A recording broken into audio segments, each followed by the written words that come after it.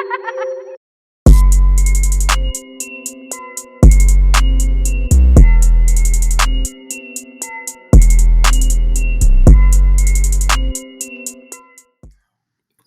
3, 2, 1.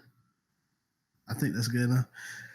What's going on, everybody? This is Mike Bennett and Mike Baker coming at you with another episode of the Weekly Tech Wrap-Up. We are on episode 9. Wow, it's been a roller coaster ride with this thing, man. How you doing today, Mike? I'm doing good, man. R.I.P. Black Mamba. R.I.P. Yeah. Kobe. Man, number 8, number 24. So yeah, y'all already know that we do y'all know the deal. Y'all been following us some time. We go into, we dig deep into what's going on in the IT industry based on what we see through different news syndicates, man, and we pick out some things to talk about, to share, our honest thoughts and opinions. I give some firm criticism where it's needed, and a round of applause to those who are doing well in the industry. But before we jump into that, man, I just want to send my condolences to the Bryant family today. If anybody doesn't know, Kobe Bryant, and as well as his daughter and 3 other people, I think the pilot, all had died in a helicopter crash today, man, which is tragic because, of course, everybody we appreciate, we appreciate everybody, all. What am I trying to say?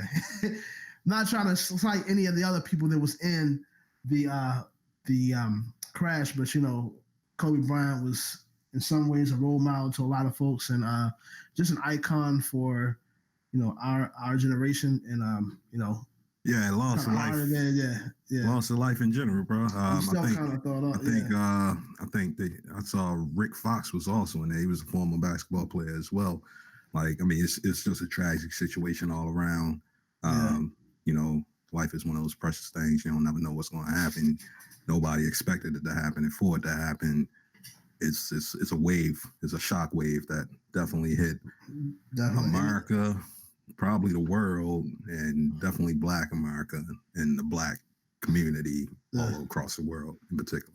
Just because the work ethic. Yeah, I mean, that was one of the main things that I remember. I know everybody compared him to Kobe to Jordan. I mean, he was his ability and his desire to do what he wanted to do, and he got rings. He one of the things that I remember in particular is that he stayed with his team. I mean, didn't cross streams, he ain't hop around. Yeah, he didn't do that. He not doing what's happening within the new wave of NBA players and the game now, man. But also, it's crazy because about a week before, I seen Karan Butler had did an interview with somebody talking about like how impactful it was on his life to play with Kobe, man. So, it's talking about different crazy workouts they did and stuff like that in the summer, and like this crazy work ethic. And I think that, because of that work ethic, I mean, we was able to watch his career, that's something that is somehow it transmuted into, those who have some type of ambition and want to accomplish something. You can look at Kobe and all of the things that he's had to go through with career and stuff like that and say, like, he was a good role model to say, like, if it's not for basketball or anything else, you want to still have a work ethic to be great, the way that he did. So, my condolences to, the family and everybody else is hurting from the loss, man. But yeah, this is a tech show, so let's get into it, man. Y'all know three topics we're gonna be covering today.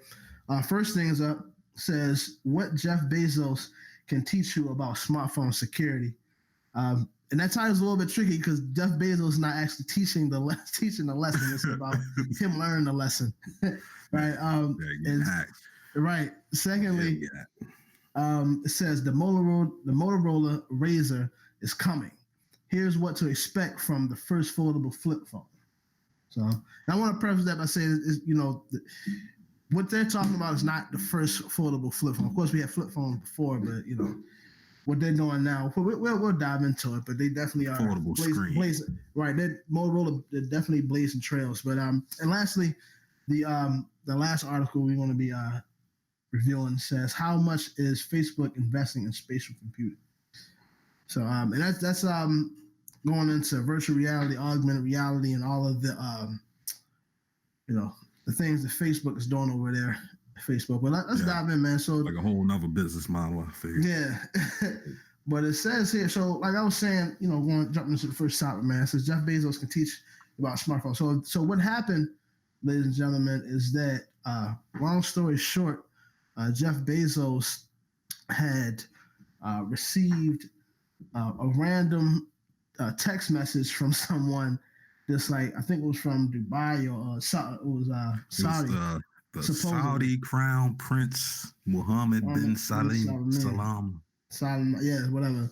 And he opened it up, and what happened was malware got into his phone and extracted about a whole bunch of data. You know what I mean? Now, I think that with Jeff Bezos, he's the richest man, I think, in the world. So that comes along with him being well protected, right? So it's not really, I don't think he has anything to fear as far as somebody doing something to him or with the information. I mean, he's Jeff Bezos. But what they're saying here is that, and I like the way he phrased it, is that although Jeff Bezos is like one of, if not the richest man in the world, he's not the smartest.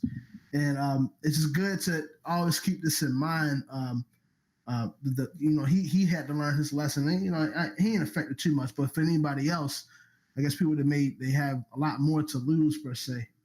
No, I mean he's affected, man, because he had some stuff leaked out of there for a minute. Like some I don't want to say it was like just naked photos, but it was definitely some stuff going on him and his girl, before they like officially announced it, or like recently after they officially announced that he was separating from his wife and all that.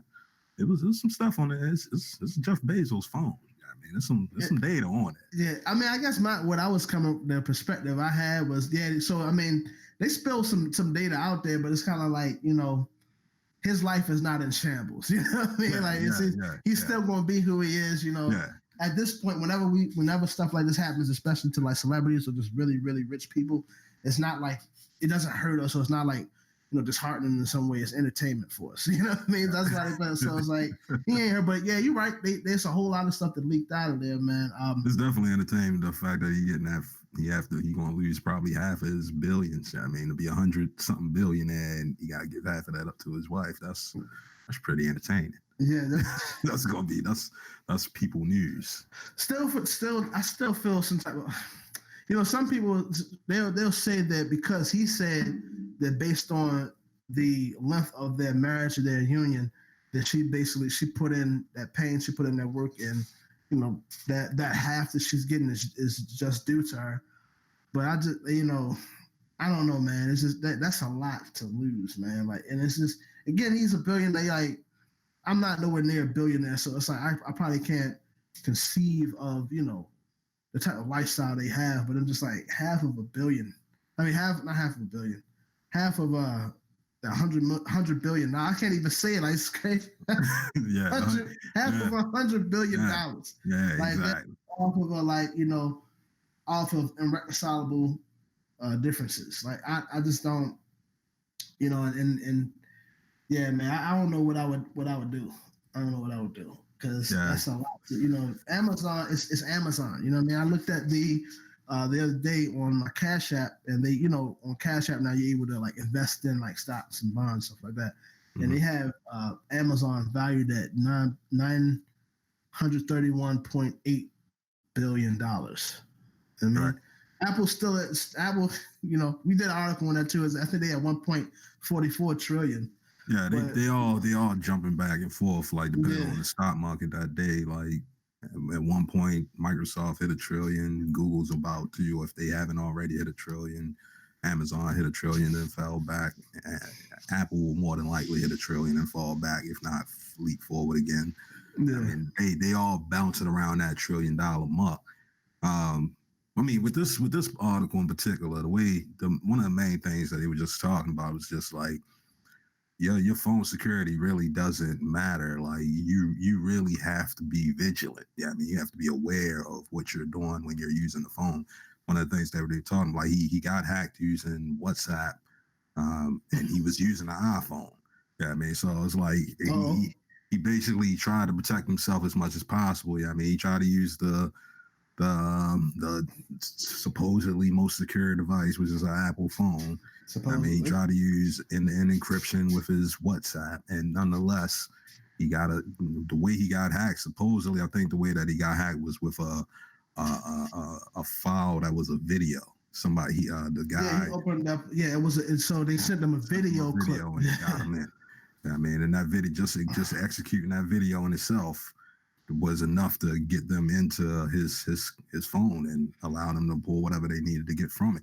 I mean, it's one of those things, like it's hard to do security, and if even if you have $1 trillion company and you got $100 billion to your name, you still liable to get hacked. Yeah, I mean, and you one of the largest companies in tech. I mean, so if you're the largest company in tech and you still can get hacked, then somebody that's just buying a cell phone off a lease, off of like a $23 a month payment, you're susceptible to. I mean, it's really about your awareness when using these devices. Because right there you go. It's about the you said it right there, man. It's about the awareness. Like what was happening here, what they talk about in the article was not like it wasn't like his screen blacked out and then he had some funny face popped up on it. It wasn't no crazy stuff like that. It was just lack of awareness on his point that felt like, he got a random message from somebody. And I don't know. I mean, maybe he does know that the Prince of Saudi or something like that. They were saying that it was based on another article, because this been talked about for like maybe 2-3 weeks or whatever. But like, he had a meeting with this prince. He exchanged numbers with him off of WhatsApp. There's number exchange. I don't think it's your phone number, but it's some type of number exchange. It's like an identification number. He got it from him. So when he got the text, he confirmed to him, he assumed that it was coming from this guy. It was coming from the prince. I mean, so it can't be too bad. And It happened to be this video. He saw the video that was enough to exploit him.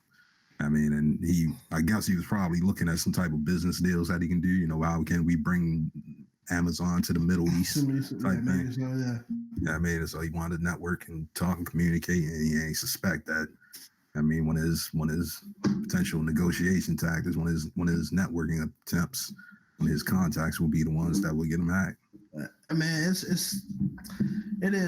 just goes to show that nobody it's open game for anybody, and that when it comes to the security issues, is that you have to be vigilant as a person. Security is not just up to the device itself, or it's like a software. You have to always keep in mind. Now, I put myself in that position, and I say, if I would have received a random text message at all, of course it would be.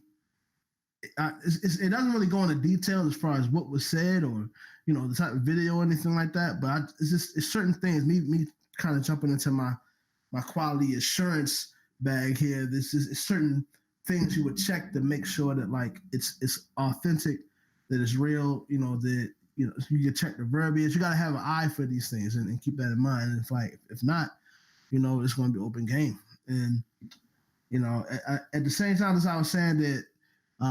It's Jeff Bezos, as far as how his lifestyle and life is going to be affected, probably not so much. But at the same time, man, if you're able to get anything from Jeff Bezos, man, I feel like at the end of the day, they're trying to get, it's all linked to money. Like if I was somebody trying to hack instead of that, it wouldn't be just to have fun and expose negative pictures of them. I don't even care about that. I'm trying to get some of that, let me get one of those billions, man. You ain't going to miss it, Yeah. But you got to be, it's going to show, man, you have to be vigilant, and have to have certain things in place to make sure that when you're, using all these applications, and when you're just going through your daily life, that you're not so caught up in your habits and going through the motions that you look past, potential security threats and then get got, essentially.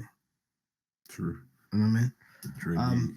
But yeah, I think we beat that down good enough, man. Let's go to the next topic. It says Motorola Razr is coming. Here's what to expect from the first foldable flip phone. So I think we did an article. We did a review on an article about this, maybe close to maybe like 2 months now, but like almost 2 months ago, it was talking about some of the issues that these foldable phones had now, as far as like, I think it was a Galaxy. What was the name of that Galaxy phone? They had some issue with the hinge. The fold. Yeah, the Galaxy Fold was having issues. They also, I think, Huawei. I can never see that Huawei. right. Huawei. Yeah, there you go. Huawei. Yeah, Huawei. Like that. They have something. Huawei. Basically, all of these foldable phones, and it's a good idea. It's a good concept, right? This foldable phone itself is more. It saves more space. A lot of these phones now, like I have an iPhone XS Max. The thing, it's and I have the outer box with it, so it's already, I look like I'm walking around with a gun in my pocket. You feel me? Yeah. So I mean, it's the idea of having a smart foldable flip phone is something that's I got two. Really I stay with two phones, and they both got outer boxes on them, like a brick. Like a brick walking around my back pocket. Like a pound and a half in my back pocket. So it already, I got the what is it? The little thing on the back, the pop something. I forgot what you call it. Yeah, so I'm gonna easily break them. I'm gonna get mad. On purpose. But yeah, I mean, like what they're saying here is that Motorola has, and it makes sense because they, the Razr, has a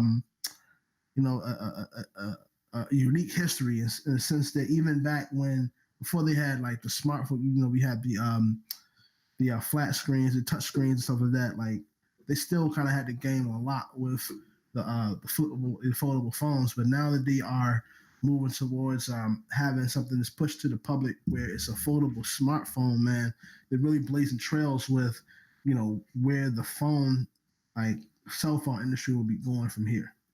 Yeah, Motorola's been having kind of a shaky up and down since the smartphone era. Like after, before the smartphones, when it was just cell phones, they was rocking off. Yeah, I mean they had the chirps, they had the razors. I mean they had all types of things, any type of gadget phone that you wanted. I mean the candy bar phone. I don't think candy bar was no kid, but like they just had a variety of phones and they was rocking with it. But like ever since the smartphone era, it be kind of shaky. Like they had the Droid era when everybody was getting the droids from Verizon. It's like Android droids. I mean, like they was jumping off with that, and then it sort of got shaky for a little bit. And Google bought them for like $4 billion for like 1 year, and then they got rid of them. I mean, they bought them, got all stripped out all their patents, I guess, and then like turned them into a smaller company where they've been producing stuff ever since that's like this. And that was like 2014 for real. So like that's the new mob mentality, man. We're gonna buy you out, take all your patents, and then just leave. Yeah, that's what they do. They eat them up, strip them out, and spit out the bones, and become like a new version of the company that they was for real. And like Motorola isn't as large as it used to be by far, but now I guess they trying to focus on more like stylish like phone models and whatnot. And they running back on what they seem to be good at. I think this is really just a push for the flat screen design, that foldable screen design. I don't really know how many sales going to get off of this. A lot of people are like, yeah, I want it. And that's most of that is just nostalgia and stuff. But we'll see when they actually come out with this stuff to see like how usable, how durable is it? Do you still get, people keep talking about having that feel of, being able to slam a phone closed or being able to hang up on somebody, you got angry back in the day. Like, I'm done with you. You snap your phone closed. Like that's what people feel like they miss now because, if you throw your phone now, these things is fragile. So like now you want to be able to have that functionality back. And I mean, I don't know if it's worth the price point because I think this thing's still like probably way too expensive. Probably they said it's going to be $1,500. Yeah, they said that by February 6th they're going to be releasing it. It's going to be $1,500. So I think it's going to be there's a lot more people who lack common sense and who are idiots in the world. Well, let's say idiots, maybe misinformed. That's the better word. Yeah. But it's tax season, so somebody, a lot of people are going to jump on this, man. That's true indeed. It's $1,500, so I think they played it right. And that's, by the way, that goes, anybody, the sidebar. That's $1,500. That's $1,500 in the era where like nobody really pays for a phone outright anymore. I mean, so like you just $1,500 and put it on your monthly bill type thing. Correct. People probably will buy this. I'm scared like it's gonna happen like that Samsung Fold. What happened with the Fold was that people kept getting dust and stuff under the backside of the screen because right by that hinge, because it's open by that hinge. I mean, people was getting stuff, dust and debris in the backside of it, and when they folded it closed the wrong time, it broke the screen. I mean, so more than likely, this will happen again, and it's probably not going to be a good look for us for Motorola if it does happen. Hopefully, it won't. Hopefully, this thing be gangbusters, but I don't know for real. It depends on what people were in the game for. Like, as a business, I mean, if they just trying to hit a lick, they playing it right. They releasing it at a time where everybody is used to spending money. And I think down here they said they're going to have it. They're selling it online, and it's going to be in like Walmart. You know what I mean? So you already know. Right. While you're dealing with Wally World folk, you know what I mean? It's going to be some schemery going on. Somebody's going to try to do what they got to do to get the phone. So it's at the end of the day, it's I look at this as it's still they're improving on the MVP, the minimum viable like product. You know what I mean? They're still working towards it being perfected because like what you're just saying, there's still some issues I know that's going to come up. I just know that for what they were saying in the article, where they are right now, they're kind of like they're ahead of the game when it comes to the design and what they've been able to accomplish. Because the other flip phones they had, like, it was terrible. You know what I mean? Like, certain things was breaking, and it's like once it's broken, you can't take it to the guy in the mall to fix it. You got to send it back to the company, and of course they don't ever really send you your phone fixed. They take your data off and send you, if they are going to do that, send you a refurbished phone that has issues that will ensue in due time. So now, I mean, I think you can sit back and see where this is going to go. I think that they will, if they play their game right, they will be able to make something out of this. I just know that selling a phone that's $1,500, unless you are iPhone and you have the indoctrination method, it's not a good business model. Right, you gotta have a whole ecosystem going on around that. Yeah, they still ain't got no red bubble, so they still gonna be green bubble. You know what I mean? Right. So they gotta have a cult for something to work like this, where it's new to the I guess it's being reintroduced as something new to the market, to saturate it in just like phones and people like playing certain sides and stuff like that. You got to have like a solid business model to be able to keep things afloat. And then, of course, like you said, you gotta have some deals going. You know what I mean? It's paying $1,500 outright. Everybody. Some people want to go for it, but if you want to make it again where you're making money off of it, probably you got to incorporate some other, a monthly bill. Put them in the contract. You know the deal. So yeah. But we'll see what happens with this, man. You never know, man. If someone buys one for me, I'm going to use it. I'll say that much. I definitely want to see it in action. That's the main thing. Like, I don't mean to mess y'all up with that. I believe, but I do want to see it in action. I want to see it working and see what it looks like. I want to just inspect the hell out of that hinge, because that's the main part. That's the main thing I see as being a problem hiccup is if things can get under that hinge, and people got dirty pockets, man. You get one thing, you get some things under that hinge, and it mess up the whole game. And then you got like a lawsuit because like 50% of the people that got the phones can't really even work their phones anymore because the screen get broken right at that corner. But I don't know, man. It's I guess ultimately, I guess I probably got a little bit of nostalgia too, because I'll just be happy to see the Razr phone back, just to see what it looks like now in this era. Right. I mean, we'll see. It's gonna be hit or miss. That's what it comes down to. But yeah, man. Let's jump into this last article, man. It says here, how much is Facebook investing in spatial computing? So, this article is talking about the impact that AR and VR, augmented reality, and virtual reality has just on all different types of like industries and stuff like that. And it appears that Facebook is really investing a lot of resources, not just money, but then their personnel, and doing a lot of reserving space for a team to fully work on augmented reality stuff. So Yeah, yeah.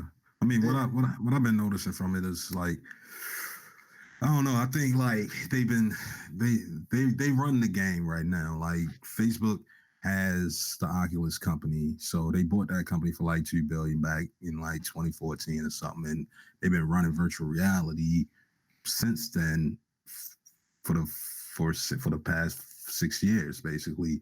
And augmented reality, virtual reality, anyway, is still like a brand new thing to a lot of people. It's one of those things that probably really won't take off until the next 5 years. But Facebook has been investing a lot in what the developers need to actually like build out infrastructure in the long term. You know, building that ecosystem. So like, where do you store files at? Like, where are you gonna like get your assets from? Because creating virtual reality is very similar to just creating any other video game, 3D video game. Exactly. Except that the camera view happens to be your head movement. It happens to be where you're angled at, where you're looking at. So a lot of that is stuff that has already been done. It's just that now it's Oculus as the platform, and Oculus has to sort of manage out how developers are going to build on Oculus, and what tools are they going to use. Like when you look at let me say like Google Maps. I'll use Google Maps as an example. When you look at Google Maps, there's Google Maps where you can just look up directions and stuff like that. But then they have this whole 3D part of Google Maps via what they call like Google Earth, where you can pinpoint a location in the world. And if you ever notice on your phone, sometimes like you'll see like show me the Empire State Building or something. You'll see that it'll be like a 3D map of the Empire State Building, and it's shaped in a different way, and it's formatted to look. I mean, it looks like a 3D map. You look like you turned the real world into a virtual world. You turned it into a video game. Those things is what they call assets. It's like objects that they put in the world. They're assets. If I wanted to create like a house and create a room, and I would need like a couch, I would need a table, I would need a lamp, and I would need like all these things. Those are assets. That's what they call assets, and you can put a couch in there as you need, whatever design couch as you need. And what developers get to do is like they spend time creating whatever type of anything that's a 3D object that they want. If they want to create a plate, they want to create a couch, they want to create a table, they can create these things. And it's like, where do you put that stuff? And for the case of like Google with like SketchUp, I mean, they have a whole inventory. They have a repository of objects. I mean, if you want to look up a table, you look up a table and there's like 50 different designs of tables that you can pull, download, throw into your virtual world, and now you got a table in that virtual world. That's the same thing that Facebook is essentially doing with a lot of things. They're spending a lot of money building out all the tools that the developers will need before it becomes popular. Because they know that it's growing. They know that the technology is growing. They know people are getting into augmented reality more. They know people are getting into virtual reality more. But it's still new because the technology is still prototypish. And you know what I mean? Think a part of it is, I think, reason why it's still new is because finding like real world application for technology at this level. Like sometimes when certain things are created, there's a lot of ideas out there that are great. It's just that the way the society is, industries are, is that they're not ready for something that's as monumental and it's something that changes that much. I think it was some statistic I saw before where it's like a general axiom. They said that whenever there's change happening or someone's introducing something, the most that you can probably get from the people is that like maybe like a 10% change. Like if it changes 10% of how people like do things, that's a lot. You know what I mean? Right. So you think about with augmented reality and virtual reality, where you're basically, when I see, you create virtual reality, you're creating like another world for people to exist in. And as well as augmented reality, like introducing something where it's an overlay, like you said, a HUD that lays on top of their world for some specific purpose. Being able to produce that and find something like where it fits on a society level, so like trying to find that is difficult in my opinion. So I think what they're trying to do, why they're getting ahead on all of this, is kind of to be the forerunners on this. That once things hit, that they'll be looked at as the people who have basically built everything, or like that everyone will be building on top of what Facebook has done when it comes to virtual reality, augmented reality being a regular thing. It's more like positioning. So yeah, I mean that's what it is. It's early development. All this the enthusiasts that do VR stuff and AR stuff, they're like, oh yeah, VR is here. It's not here. It's just starting. It's still early day. And just because you have VR goggles and you set your whole house up to be like augmented virtual reality, it doesn't mean that everybody's doing that. Right now, it's like the hardware is still primitive and it's not commonplace. Like once you're able to get glasses that are like common glasses, they look like some I don't even know any name or any modern like branded glasses, but like as soon as Ray-Bans. Yeah, like as soon as they like Ray-Ban quality, and it's like, all right, I'll get these now. And don't say that it'll never be Ray-Ban for y'all people that don't think it's Ray-Ban, because people didn't think that he'd be wearing wireless headphones in the head, and here we are, everybody walking around with wireless headphones in their head. So like, glasses are going to be coming in the near future. It's a matter of time. So like when that happens, when it does become commonplace, right now all this stuff is prototype, but when it becomes commonplace, who are the people that they're going to look to be like, oh, who's been working on this for like 10, 15 years? Who will have all the patents? Yeah, I mean, who has all the patents? And it's going to be a company like Facebook, because they invest in all this money early while everybody thinks that it's never going to happen. I mean, so they putting in money early. They putting in a lot of time. I mean, they got money. That's the one thing that Facebook got. So, I mean, they ain't got nothing else. They got money. I mean, if they ain't got morals, they ain't got sense of mind. They got money. I mean, so they can get that all out of there. So, like, with that money, they need to put it in something. And ideally, working on projects like this is acceptable, I guess. I mean, I can't call it the quality, who this is worth or what this is worth. But like I said, it does have implication, because, having AR and VR has a lot. Like VR has already shown to prove itself to be like useful for people that are senior citizens that can't leave the house, but you want to get them, or can't leave anywhere, and you want them to get that outside experience. They've already tested this at like senior homes, where you put the AR or virtual reality headset on somebody and they feel like they're in another world, and they get to enjoy being in another world, even though their physical body can't take them anywhere. Mm-hmm. Like those small things like that, all the way to like what they've been talking about with engineering. People like in prototypes, like people that build cars and stuff like that, they use this stuff. They use augmented reality just to design and engineer a car, but it's early days, prototypish, and it's not commonplace. So in another 10 years, maybe, in another 10 years, more than likely, I would say definitely. I got a 90% gamble on that. I'll bet money on that. But like right now, they're doing exactly what they're saying they're doing. They're doing research and development, and company like Facebook is putting that money into it. What I would suggest to them, if they ever hear this, if I was on the board, is that for them to get fast feedback to see how this can be applied, where they can make this a staple for, society, just as much as everybody depends on a cell phone now. There was a time where, people didn't have cell phones. Right. So now, the way society is now, the person that have a cell phone is like they don't really have a life or any direction. So I think, and it comes with, I think, as I is, man. And I speak of personally. Phone, you ain't got a life or direction. That's how it is. That's kind of how it is, right? It's like you're not participating in society. Right. And there was a point in time where they looked at it, where, if you didn't have like social media or phone, you'd be like, okay, whatever. But now, if you don't have social media, like, if I was to go, I did this testing one time.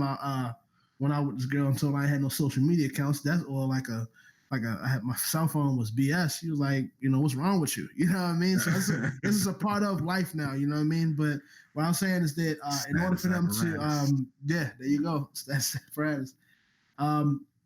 Shout out to Apple. But what they can do, exactly. Facebook can do this to really like see how this fits into people's lives is take it to see the feedback that they get from children. Like so real quick, like what happened with the whole thing, how Snapchat blew up. I think everybody like knows, but if you don't know, it was created and it was the people who primarily used it were I think like preteens, like kids in between like the ages of like 10 and like 13 or 14 or something like that, and they were trying to, of course, the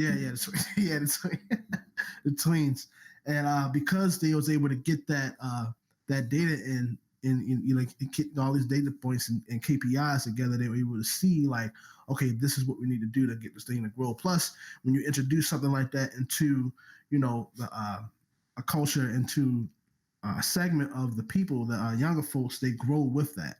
You know what I mean? Where it becomes a part of life. So early, I mean, they can early. That's what it is. Well, not really. That's not the same name. That's not the same context. That's kind of out of context, but that's essentially what they be.